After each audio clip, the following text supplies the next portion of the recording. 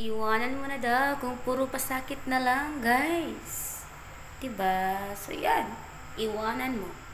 Worth it? Yes. Kung mental health ang gusto mo, walang paperworks, yan yung reality eh. Walang paperworks dito na marami.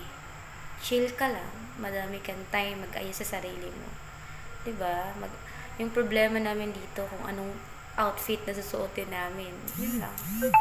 Kung anong shoes, kung anong bagay na kulay na dress sa shoes namin, or kung anong pagkain namin para bukas.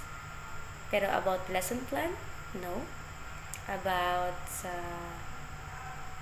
classroom structures, no, hindi kami namumulumanin, guys.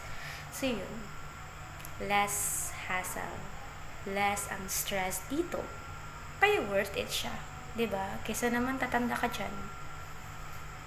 Ang problema kung hindi makakaabot ng pension, 'di ba? Kasi yun, guys, kung tatanungin niyo ako, baka kasi ma-offend kayo. Kaya hindi ako too much na nagbibigay ng clear and transparent answers to this kung kaya niyo bang iwanan ng depend. So yun lang, kung kaya mo, then go. Kung hindi mo kaya, magpaiwan ka dyan.